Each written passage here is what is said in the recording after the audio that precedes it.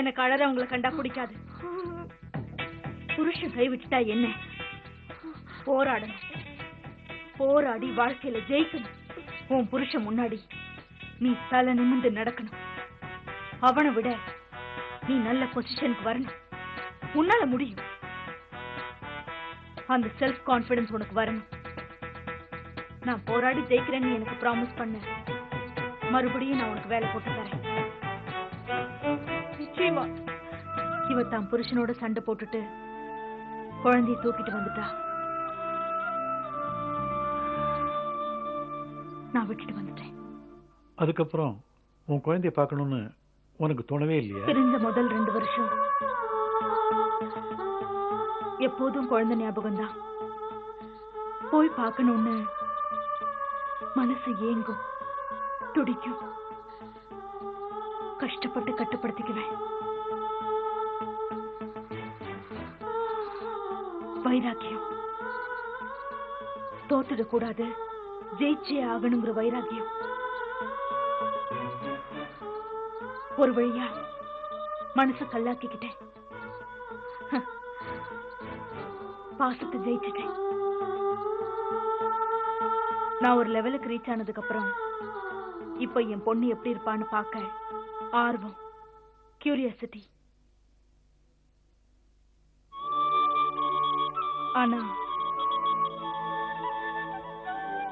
நான் முன்னாடி போய் நின்னா, யார் நீ? இப்ப மட்டும் எதுக்காக வந்த? எந்த முகத்தை வச்சுக்கிட்டு வந்த அப்படின்னு அவ என்ன கேட்கலாம். கேட்டுட்டா நோ, என்னையே நான் தாழ்த்திக்க விரும்பல. அதனாலதான் இந்த நிமிஷம் வரைக்கும் நான் அவளை போய் பார்க்கல.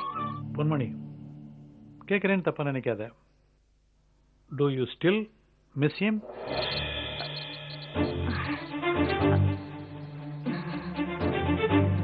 To be honest, சில சமயம்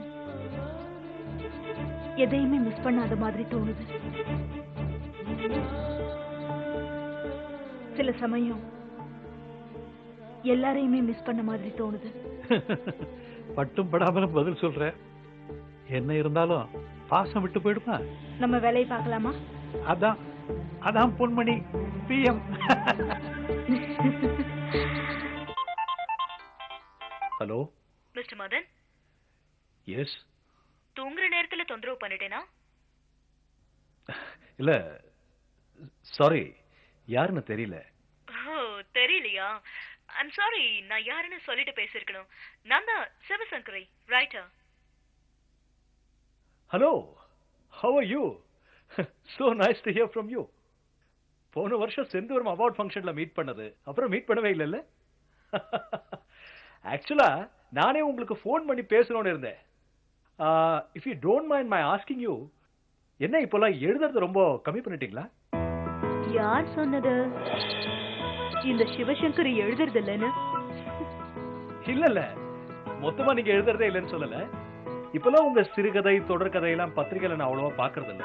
என்ன விடுங்க, நல்ல ரைட்டர்ஸ் எழுதின எவ்வளவோ நாவல்ஸ் இருக்கு. அத நீங்க சீரியலா எடுக்கலாமே. உதாரணத்துக்கு வித்யா சங்கர்னு ஒரு ரைட்டர், கேள்விப்பட்டிருக்கீங்களா? என்ன சைலண்டா இருக்கீங்க? ஒரு எழுத்தாளர் எப்பவுமே இன்னொரு எழுத்தாளரோட படைப்பை பாராட்ட மாட்டாங்க. ஆனா நான் பாராட்டுறேனா, அந்த அளவுக்கு அவங்க எழுத்துல விஷயம் இருக்கு, டெப்த் இருக்கு. இந்த நிஜமான பொய்கள் மாச ரீச் ஆகணும்னா ஒரே ஒரு வழிதான் இருக்கு. அது சீரியலா வரணும், அதுலயும் ஹீரோவா நீங்க நடிக்கணும். பிட்வீன் யூ அண்ட் மீ, இந்த நிஜமான பொய்கள். இன்னொரு தடவை வேற ஒருத்தர் மாதிரி போன் பண்ணி பேசுனீங்க, இம்பர்சனேஷனுக்காக போலீஸ்ல கம்ப்ளைண்ட் பண்ணிடுவேன். சார், ஆக்சுவலி முதல்ல சிவசங்கரி தான் பேசினாங்க.